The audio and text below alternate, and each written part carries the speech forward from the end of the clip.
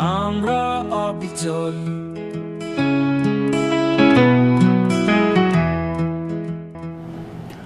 স্বল্প খরচে সাধারণ মানুষের স্বাস্থ্যসেবায় আমরা অবিচল। দেখছেন আলোক হেলথ কেয়ার টিভি। আমি প্রণব সাহা অপু আপনাদেরকে স্বাগত জানাচ্ছি।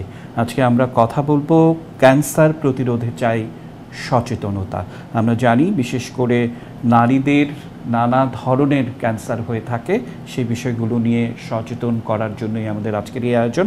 আমরা আমন্ত্রণ জানিয়েছি ক্যান্সার বিশেষজ্ঞ ডাক্তার রোকসানা পারভিন। তিনি আলোক হেলথ কেয়ার অ্যান্ড হাসপাতালের সঙ্গে রয়েছেন, তার সাথে আমরা একটু কথা বলবো।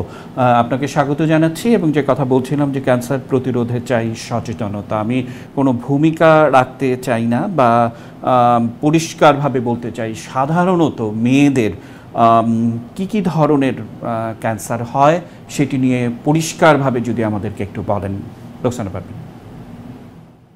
ধন্যবাদ। আসলে মেয়েদের যে ক্যান্সারগুলি সেটা নিয়ে যদি আমি বলি, প্রথমত সেটা হচ্ছে জরায়ুর মুখের ক্যান্সার, দ্বিতীয়ত ডিম্বাশয়ের ক্যান্সার, আমরা বলি ওভারিয়ান ক্যান্সার, তৃতীয়ত জরায়ুর ক্যান্সার। আমি কিন্তু বলেছি প্রথমটা জরায়ু মুখের ক্যান্সার, আর এখন বলছি জরায়ুর ক্যান্সার, অর্থাৎ ইউটেরাস, জরায়ুর ভিতরের যে ক্যান্সারটা সেইটা। এরপরে আরও কিছু ক্যান্সার আছে, যেমন আমরা বলি জেস্টেশনাল ট্রোবোপ্লাস্টিক নিওপ্লাসিয়া, যেটা প্রেগনেন্সির সাথে রিলেটেড। আর আরেকটা যেটা প্রধান আমরা বলি সেটা হচ্ছে ব্রেস্ট ক্যান্সার মেয়েদের। তো এই ক্যান্সারগুলি মূলত মেয়েদের হয়ে থাকে। এখন আপনার যেই ভূমিকাটা আপনি শুরু করলেন সচেতনতা, সেটা নিয়ে যদি আমি একটু বলি, সেটা হচ্ছে যে আমরা কিন্তু একটা কথার সাথে খুব পরিচিত, সেটা হচ্ছে বাঁচতে হলে জানতে হবে। আমি একটু এর সাথে অ্যাড করি যে বাঁচতে হলে জানতে হবে এবং মানতে হবে। কেননা যে আমরা জানি কিন্তু আমরা মানছি না, তাহলে কিন্তু আমরা সেখান থেকে বাঁচতে পারবো না। এখন যেটা বলি যে এই যে সচেতনতার বিষয়টা যেটা আসে, সেখানে কিন্তু আমাদের সবার দায়বদ্ধতা রয়েছে। যদি বলি রোগীর দায়বদ্ধতা, যদি বলি চিকিৎসকের দায়বদ্ধতা, সমাজের, রাষ্ট্রের। রোগীর কীভাবে যে আমি এই যে ক্যান্সার নিয়ে আমরা কথা বলছি বা ক্যান্সার নিয়ে এখন কিন্তু টুকটাক মানুষ জানছে, বা ক্যান্সার যে হয় মেয়েদের সেটা কিন্তু অনেকেই মোটামুটি একটু অবহিত। তাহলে আমাদেরকে কী করতে হবে?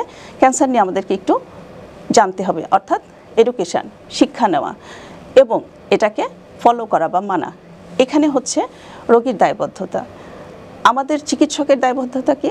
যে আমরা রোগীদেরকে জানাবো আসলে ক্যান্সার কি, কোথায় কোথায় ক্যান্সার হতে পারে এবং ক্যান্সার হলে তার উপসর্গগুলি কি কি, এ থেকে আমরা কিভাবে বাঁচতে পারি, করণীয় কী, এবং তাদেরকে ক্যান্সার হলে সেই চিকিৎসা দেওয়া, সময় মতো এবং সঠিকভাবে চিকিৎসা দেওয়া। সমাজের দায়বদ্ধতা যদি আমি বলি, তাহলে পরিবার থেকে তার পরিবারের লোকজন তার যাতে ক্যান্সার না হয় সেক্ষেত্রে তাকে কতটুকু সহযোগিতা করা। আরও সেই সাথে পরিবার থেকে সমাজে যদি বলি, তাহলে যে সমাজের যারা আছেন, যদি আমি বলি যারা মিডিয়ার লোকজন আছেন, তাহলে প্রচার করতে হবে যে এই আমরা যে কথা বলছি যে এভাবে ক্যান্সারগুলি হয়, সেটা খুব বিশালভাবে বা সহজভাবে, সহজলভ্যভাবে সেই তথ্যগুলি তাদের কাছে পৌঁছে দিতে হবে, অর্থাৎ তাদেরকে জানাতে হবে। সমাজের এই দায়বদ্ধতা থাকলো। রাষ্ট্রের দায়বদ্ধতা, অর্থাৎ সেখানে প্রচারের জায়গাটাও চলে আসে এবং এই ক্যান্সার হলে চিকিৎসাটা এবং নির্ণয়, চিকিৎসা, এই জায়গাটা নিশ্চিত করা কিন্তু রাষ্ট্রের দায়বদ্ধতা। তাই আমি বলবো যে আসলে এখানে রোগী থেকে শুরু করে আমাদের এই জায়গাটায় আমাদের দায়বদ্ধতা আছেই। আমাদেরকে মানে ক্যান্সার থেকে যদি আমরা বাঁচতে চাই, সবাইকেই কিন্তু সচেতন হতে হবে। শুধু রোগী না, রোগী, চিকিৎসক, সমাজ, রাষ্ট্র, সবাইকেই সচেতন হতে হবে। রোকসানা পারভিন, আমি শুনছিলাম আপনার কথা এবং যে কথা বলছিলেন আপনি, বা যে চারটি কারণ আপনি বলছিলেন, এবং এই কারণগুলো আমরা আমাদের বাংলাদেশে নারীদের যে আর্থসামাজিক যে পরিস্থিতি আমরা দেখি, যে কঠিন এবং কঠোর একটা বাস্তবতার মধ্য দিয়ে তাদের কিন্তু যেতে হয়। এবং এই বাস্তবতার মধ্যে আপনি যেমন রয়েছেন, আমরাও রয়েছি এবং সেই ধারাবাহিকতায় একদম পরিষ্কারভাবে যে বাংলাদেশ ওভার ক্রাউডেড একটি দেশ, অধিক জনসংখ্যা, সেখানে পরিবার বা অন্যান্য জায়গায় মায়েদের ক্ষেত্রে তারা কিন্তু পরিবারের সদস্যদের সেবা দিতেই কিন্তু তাদের দিনের অধিক একটা সময় চলে যায় এবং তারপর নিজের দিকে খুব বেশি সময় দেওয়ার কিন্তু বিষয়গুলো আমরা দেখি না। সেই ধারাবাহিকতায় বিশেষ করে যে 4 ধরনের ক্যান্সারের কথা আপনি বলছেন সেটির উপসর্গ একদম পরিষ্কারভাবে কখন তারা বুঝতে পারবেন, বা এমন একটি অসুখ নিয়ে আমরা কথা বলছি যে আসলে লক্ষণ ধরা পড়ার পর খুব বেশি কিছু করার থাকে না, তাই প্রতিদিন প্রতি মুহূর্তই সচেতনতার একটা ব্যাপার কিন্তু আমরা সামনে আনতে চাই। কি যুক্ত করবেন ডক্টর রোকসানা পারভীন? যে 4 ধরনের ক্যান্সারগুলি বললাম তার মধ্যে বাংলাদেশে যেটা বা লো ইনকাম কান্ট্রিতে যেটা সবচেয়ে বেশি হয় সেটা হচ্ছে জরায়ুর মুখের ক্যান্সার, বা আমরা আমাদের মেডিকেলের যে পরিভাষা সেটাকে বলি সার্ভাইকাল ক্যান্সার। জরায়ুর মুখের ক্যান্সারের যে উপসর্গগুলি সেগুলি হলো যে অনিয়ন্ত্রিত মাসিক, অথবা স্বামী সহবাসের পরে যে রক্তক্ষরণ হওয়া, অথবা হোয়াইট ডিসচার্জ বা আমরা যেটাকে বলি যে দুর্গন্ধযুক্ত স্রাব যাওয়া, সেটা হতে পারে। আরেকটা সেটা হচ্ছে যে একজন মা বা একজন মেয়ে যখন পোস্ট ম্যানোপোজ অর্থাৎ ম্যানোপোজে চলে যায়, অর্থাৎ তার মাসিক একটা বয়সের পরে যখন বন্ধ হয়ে যায় তারপরে হঠাৎ করে আবার রক্তক্ষরণ হওয়া, এগুলি কিন্তু জরায়ুর মুখের ক্যান্সারের উপসর্গ।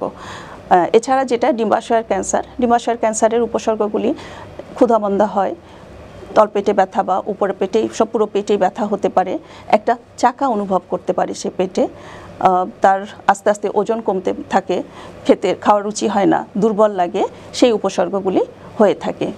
জরায়ুর যে ক্যান্সার আমরা যেটা বললাম যে ইউটেরাইন ক্যান্সার বা এন্ডোমেট্রিয়াল ক্যান্সার বলি আমরা, সেটা সাধারণত প্রথম উপসর্গ যেটা যে মাসিক বন্ধ হয়ে যাওয়ার পরে একটা মেয়ের যদি আবার পুনরায় মাসিক শুরু হয় অথবা রক্তক্ষরণ হয়, এটা হচ্ছে তার প্রথম এবং প্রধান উপসর্গ।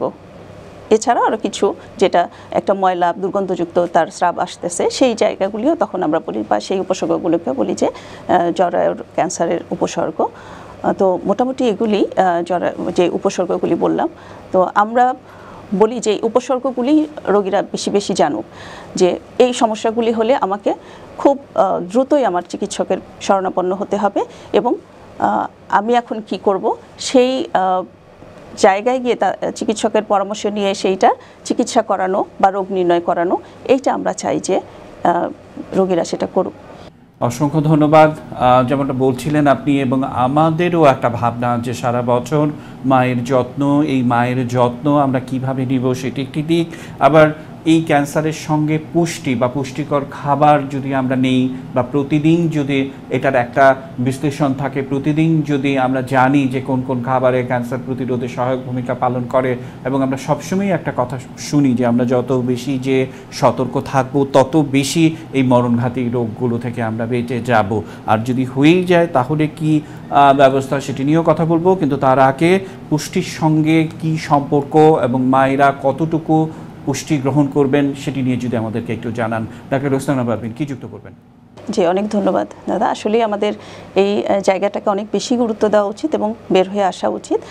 যেটা আমি বলবো যে ক্যান্সার থেকে, যে কোনো ক্যান্সার থেকেই নিয়ন্ত্রণের বা নিরাময়ের যে কিছু বেসিক যে ইগুলি আছে সেটার মধ্যে একটা হচ্ছে কিন্তু যে সুন্দর খাদ্যাভ্যাস, পুষ্টিকর খাবার খাওয়া, এক্সারসাইজ করা এবং নিজের যত্ন নেওয়া, এবং যেগুলি আমাদের জন্য ক্ষতিকর যেমন ধূমপান বা পান, জর্দা, যে জিনিসগুলি আছে সেগুলো থেকে নিজেদেরকে দূরে রাখা। এখন যেটা বলি আমি, মেয়েদের যে জরায়ুর মুখের ক্যান্সার, এটা নিয়ে আমি একটু বেশি বলতে চাই, কারণ আমাদের দেশে এই ক্যান্সারের এটাই বেশি, প্রবণতাটাই বেশি, এবং সাধারণত দেখা যায় যারা গ্রামে একটু অবহেলিত বা যারা একটু কম সচেতন, একটু কম শিক্ষিত, তাদের মধ্যে এই ক্যান্সারের প্রবণতাটা অনেক বেশি, কারণ যে আমরা যে রিস্ক ফ্যাক্টরগুলি বলি সেটা কিন্তু তাদের মধ্যেই বেশি দেখা যায়। এখন একটা মা, শুরুতেই কিন্তু মা থাকে না, একজন কন্যা থাকে। তো কন্যাটা শুরু থেকেই কিভাবে ডিপ্রাইভ হয়, কারণ একটা কন্যা শিশু হওয়ার সুবাদে সে কিন্তু একজন পুত্র শিশুর কাছ থেকে, পুত্র শিশুর চাইতে কিন্তু একটু কম গুরুত্ব পান, একটু কম যত্ন পান, এটা হলো শুরু। দ্বিতীয়ত, বাবা মা কিন্তু একটা কন্যা শিশুকে একটা পড়াশোনা করাবে যাদের সামর্থ্য নাই, না আমার এখন সামর্থ্য নাই, মেয়েটিকে আমার এখন বিয়ে দিতে হবে, অথবা আর্থসামাজিক প্রেক্ষাপট থেকে চিন্তা করে যে না মেয়ে বড় হয়ে যাচ্ছে, এখন বেশি দিন তাকে ঘরে রাখা যাবে না, আমরা তাকে বিয়ে দিয়ে দেব। তখন কি করে একটা বাবা খুব দ্রুতই তাকে বিয়ে দিয়ে দেন। এবং সাধারণত দেখা যায় এবং খুব আমরা কষ্ট পাই বা দুঃখ পাই যে এখনও কিন্তু এই আমাদের শিক্ষা ব্যবস্থা কিন্তু যথেষ্ট আমরা ডেভেলপ করেছি, তারপরে এই পর্যায়ে এসেও যখন আমরা রোগী দেখি তখন দেখি যে জিজ্ঞেস করি যে বিয়ে হয়েছে কত বছর, তোমার বয়স কত, মানে খুব অবাক হয়ে যায়। 14 বছর, 15 বছর, 16 বছর, হয়তো 18 বছর একজনের বয়স। আমি জিজ্ঞেস করলাম যে মা তোমার কি বিয়ে হয়েছে? সে মানে অবাক করে দেওয়া কাণ্ড, শুধু সে বিয়ে হয়েছে না, বলে যে আমার একটা বেবিও আছে, আমার 2টা বাচ্চাও আছে। তো এই যে জিনিসগুলি, অর্থাৎ এত কম বয়সে বিয়ে দিয়ে দিল, যে মেয়েটার সে এখনও পরিপূর্ণ মেয়েই হয় নাই, তখনই তাকে বিয়ে দেওয়া হয়।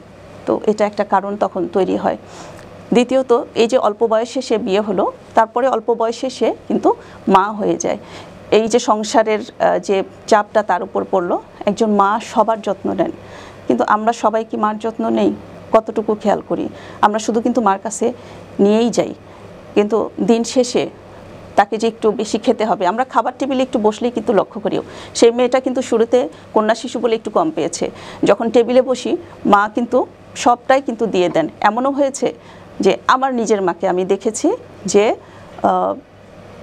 একটা মাছের মাথা খেতে আমার মা পছন্দ করেন, কিন্তু কখনোই উনি খান না সেটা, হয় তার স্বামী তার সন্তানদেরকে সবসময় সেটা দিয়ে দেন। শুধু এটা একটা উদাহরণ, প্রত্যেকটা খাবারই কিন্তু তাই।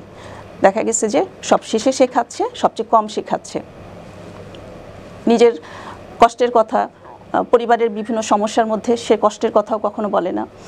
এটা কিছু আর্থিক প্রবলেম থাকে, কিছু লজ্জা থাকে, সামাজিক কিছু কুসংস্কার থাকে, যার কারণে কিন্তু সে নিজের মধ্যে সেই জিনিসগুলিকে চেপে রাখতে এক সময় যখন সে একেবারেই আর পারে না, তখন কিন্তু তার পরিবারের লোকজনের শরণাপন্ন হয়। তো একটা মা সবার খেয়াল রাখছেন, তো আমরা যদি একটু খেয়াল করতে পারি, একজন নারী সবার খেয়াল রাখছেন, আমরা যদি তার একটু খেয়াল রাখতে পারি, মাঝে মাঝে তার একটু খোঁজ রাখতে পারি, তার একটু সমস্যার কথা বললে তাকে যদি একটু চিকিৎসকের কাছে নিয়ে যেতে পারি, অথবা বছরে একবার যদি একটু চেক আপের জন্য চিকিৎসকের কাছে নিয়ে যাই, তাহলে আমরা মনে হয় জরায়ুমুখের ক্যান্সার অনেকাংশে কমাতে পারবো। এবং যদিও ক্যান্সার হয়েও যায়, শুরুতেই চিকিৎসা করলে তাকে আমরা অনেক বছর আমাদের মাঝে রাখতে পারবো।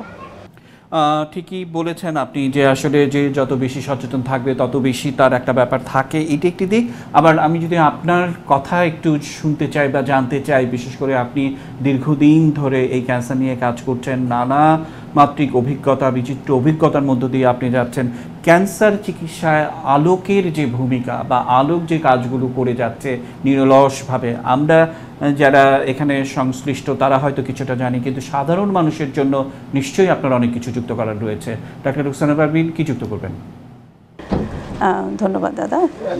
পুষ্টিকর খাবার যেমন একটা ক্যান্সারের থেকে বাঁচার জন্য, আচ্ছা আমি আবার একটু শুরু করি। হ্যাঁ, ধন্যবাদ আপনাকে দাদা।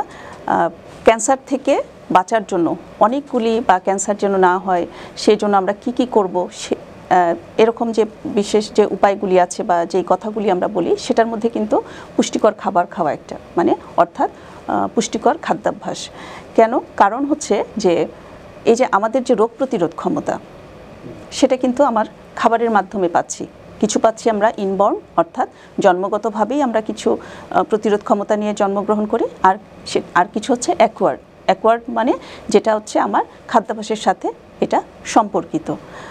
এখন ক্যান্সার যে রোগটা, সেটা কিন্তু যাদের রোগ প্রতিরোধ ক্ষমতা কম, তাদের মধ্যে ক্যান্সার হওয়ার প্রবণতাটা বেশি।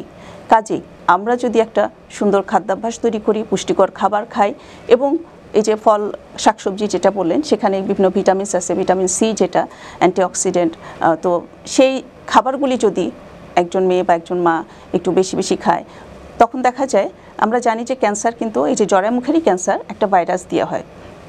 তো যেই ভাইরাস দিয়ে হচ্ছে, এটা কিন্তু দেখা যায় যে 80 to 90% মহিলাই কিন্তু বিয়ের পরে এই ভাইরাসটা তার জরায়ুতে ধারণ করে থাকে, কিন্তু 80% কিন্তু এটা কিন্তু আবার চলে যায় উইদিন 6 months। তো কাদের চলে যাচ্ছে?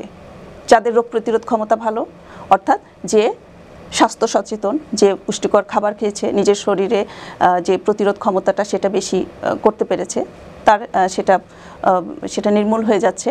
কিন্তু কেউ যদি অপুষ্টিতে ভুগে, যার রোগ প্রতিরোধ ক্ষমতা কম, তখন দেখা যায় যে 2 বছর পরেও এই ভাইরাসগুলি তার জ্বরের মুখে থেকে যাচ্ছে।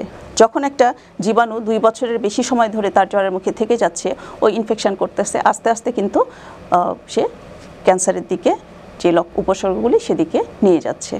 তো আসলেই খুব খুব বেশি গুরুত্বপূর্ণ।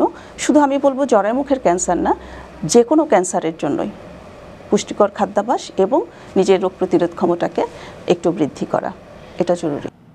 অসংখ্য ধন্যবাদ। আমরা একেবারে শেষ পর্যায়ে চলে এসেছি। আমাদের আলোকের যে ম্যানেজমেন্ট, বিশেষ করে আমাদের এমডি স্যার নানা পর্যায়ে আমাদের এই বিষয়গুলো নিয়ে উৎসাহ দিয়ে থাকেন। নিশ্চয়ই আপনারও কিছু যোগ করার রয়েছে, কি যুক্ত করবেন? এই বিষয়ে যেটা আমি বলবো যে ক্যান্সারের চিকিৎসার জন্য যে হসপিটাল, এবং যেটা আমরা একটু দুঃখের সাথেই বলি, সরকারিভাবে কিন্তু টারশিয়ারি লেভেলে হসপিটাল কিন্তু মাত্র একটা, জাতীয় ক্যান্সার গবেষণা ইনস্টিটিউট হাসপাতাল, এবং বেসরকারিভাবেও কিন্তু খুবই কম, খুবই হাতে গোনা 2-1টা। তো আমি আলোককে এবং আলোকের পরিচালনা পরিষদ যারা আছেন, ওনাকে সত্যি করে শ্রদ্ধার সাথেই এটাকে আমি ধন্যবাদ দিতে চাই, কারণ ক্যান্সার নিয়ে উনি ভেবেছেন বা ক্যান্সার নিয়ে চিন্তা করেছেন। আমরা একেবারে শেষ পর্যায়ে চলে এসেছি এবং আপনি নিশ্চয়ই জানেন যে আলোক একটি দর্শন নিয়ে কাজ করে। সেই দর্শনের ধারাবাহিকতায় শেষ কথায় 1 মিনিটে কি যুক্ত করবেন ডাক্তার রোকসানা পারভীন? আচ্ছা, এ বিষয়ে আমি একটু যেটা বলতে চাই সেটা হচ্ছে যে ক্যান্সারের চিকিৎসার জন্য যে হসপিটাল, সেটা কিন্তু খুব কম, খুবই কম, এবং দুঃখজনকভাবে সরকারিভাবে মাত্র কিন্তু একটা, জাতীয় ক্যান্সার গবেষণা ইনস্টিটিউট হাসপাতাল, এবং বেসরকারিভাবে হাতে গোনা 2-1টা। এবং তার মধ্যে আলোক যে এই যে অগ্রযাত্রাটা শুরু করেছেন, সেজন্য আমরা আসলে সত্যিই খুব কৃতজ্ঞ। বিশেষ করে আলোকের যে পরিচালনা পরিষদ, এবং সবচেয়ে যার কথা না বললেই নয়, আলোকের যে এমডি আমাদের লোকমান ভাই, ওনাকে বিশেষভাবেই ধন্যবাদ এবং কৃতজ্ঞতা জানাতে চাই যে ক্যান্সারের মতো এরকম একটা খুব বলবো আমরা যে একটা সফিস্টিকেটেড অথবা খুব বিরল একটা যে অসুখ, এবং যেটা নিয়ে মানুষের মধ্যে ভয় উৎকণ্ঠা কাজ করে, যেটা চিকিৎসা নাই বলে মানুষের মধ্যে একটা আতঙ্ক মানে কাজ করে, বা এটা হলে আমরা কোথায় যাব, এই যে একটা অসহায়ত্ব কাজ করে, সেই জায়গাটাকে ধারণ করে, সেই জায়গাটাকে সহমর্মিতার জায়গায় এসে ক্যান্সারের চিকিৎসা বা ক্যান্সার ডায়াগনোসিস এই যে শুরু করা বা চালু করা, এটা একটা। 2 নম্বর হচ্ছে, আমরা যখন আমাদের এমডি স্যার বা লোকমান ভাইয়ের সাথে যখন আমরা বসি, তখন উনি বলেন যে ম্যাডাম আপনারা শুরু করেন, যা লাগবে এটার জন্য যতটুকু দরকার আমি কিন্তু সর্বোচ্চ সাপোর্ট আপনাদের করব। তো এটা আসলে অনেক বড় একটা ব্যাপার। এবং একটা ক্যান্সার রোগ নির্ণয়ের জন্য, যদি জ্বরের মুখের ক্যান্সার বলি, ভায়া, প্যাপস, কলপোস্কোপি, এইচপিভি, ডিএনএ, প্রত্যেকটা মানে একদম প্রথম থেকে শুরু করে একদম হাইয়েস্ট যেটা সর্বোচ্চ অত্যাধুনিক যে জায়গাগুলি, সবটাই কিন্তু এখানে কিন্তু আলোকে আছে, উনি সেই ব্যবস্থা করে দিয়েছেন। আমরা যখন একটা ক্যান্সারের রোগের যে কোনো একটা ক্যান্সার আমার ডায়াগনোসিস করতে আমাকে কোথাও যেতে হয় না, চিকিৎসা দিতে গেলেও মোটামুটি আমরা এখানে চিকিৎসা দিয়ে দিতে পারি। তো কাজেই এই যে একটা সাপোর্টটা, সেটা আমাদের চিকিৎসকের জন্য কিন্তু অনেক বেশি প্রয়োজন, আমাদের চিকিৎসার জন্য, রোগীদের জন্য, সবার জন্যই। জীবন সুন্দর ততক্ষণ যতক্ষণ আপনি সুস্থ আছেন, বা যতক্ষণ আমি সুস্থ আছি। আমার অনেক কিছু আছে, কিন্তু যদি আমি সুস্থ না থাকি তাহলে কিন্তু আমার কোনো কিছুই ভালো লাগবে না, সব কিছুই কিন্তু পানসে বিষাক্ত মনে হবে। তাই আমি বলবো, ভালো থাকার জন্য, সুন্দর থাকার জন্য, বেঁচে থাকার জন্য সুস্থতাটা সবচেয়ে জরুরি এবং সবচেয়ে জরুরি। তো এই যে এই বিষয়টাকে ধারণ করে, এই বিষয়টাকে মাথায় রেখে আলোক বিশ্বাস করে, শুধু আলোক না, আমরা বিশ্বাস করি যে সুস্থ থাকুন, মনে রাখবেন সুস্থ জীবন সুন্দর পৃথিবী। আপনাকে অসংখ্য ধন্যবাদ এবং কৃতজ্ঞতা। দর্শক, এই ছিল আমাদের আজকের আয়োজন। আবারও দেখা হবে আলোকের অন্য নিয়মিত আয়োজনে। সে পর্যন্ত ভালো থাকবেন, আমাদের সঙ্গে থাকবেন।